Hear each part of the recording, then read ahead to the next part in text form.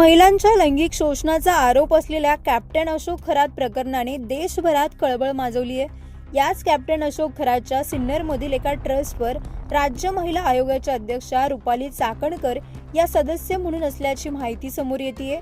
2 दिवसांपासून समाज माध्यमांवर रुपाली चाकणकर यांचा एक व्हिडिओ मोठ्या प्रमाणात व्हायरल होतोय। या व्हिडिओमध्ये रुपाली चाकणकर या अशोक खरात यांचे पाय धुत असल्याचा दावा केला जातोय। यामुळे खरात प्रकरणाचा धागादोरा थेट राजकीय नेत्यांशी जोडला गेल्याच्या चर्चांना उधाण आलंय। राज्य सरकारने या भोंदूबाबाच्या प्रकरणाची गंभीर दखल घेऊन तपासासाठी SIT स्थापन केली आहे।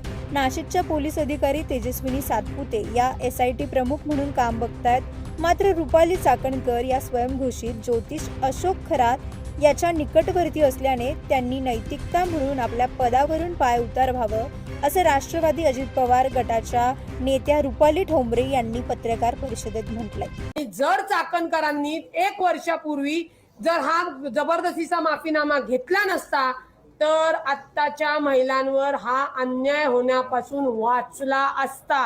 हे तितकं करू शकत नाही। त्यातनं राज्याच्या महिला आयोग त्यांच्यावर छत्री धरतायत। याचा अर्थ काय? राज्याच्या महिला आयोग त्यांचे पाय धुतायत। याचा अर्थ काय? कुणी कुणाचे पाय धुवायचे का कुणी छत्री धरायची हा ज्याच्या त्याचा वैयक्तिक भाग असला तरी संविधानिक पदावर असलेल्या व्यक्तीला असा कोणताही अधिकार नाही। म्हणजे श्रीमती रुपाली निलेश चाकणकर यांनी त्या खराताला अभय दिलेला आहे की तू वाटेल त्या राज्य महिला आयोग महिलांच्या सक्षमीकरणासाठी सुरक्षतेसाठी आहे। तुम्ही जर बघितलं असेल वैष्णवी हगवणे प्रकरणात त्यांनी कोणतीही कृती केलेली नाही, कोणतीही कारवाई केलेली नाही। दुसरं संपदा मुंडेच्या याच्यामध्ये पोलिसांच्या इन्व्हेस्टिगेशन टीम सोबत बसून त्यांनी तपासामध्ये सुद्धा बाहेर येऊन वक्तव्य करण्यात आलेली आहे। कायद्याने ते गुन्हा आहे। इन्व्हेस्टिगेशन जर पोलिसांचं व्यवस्थित व्हायला पाहिजे असेल, कायदेशीर पद्धतीने व्हायला पाहिजे असेल तर रुपाली चाकणकरनी तातडीने नैतिकतेची जबाबदारी स्वीकारून तातडीने पायउतार होणं गरजेचं आहे। याशिवाय तो तपास होऊ शकत नाही।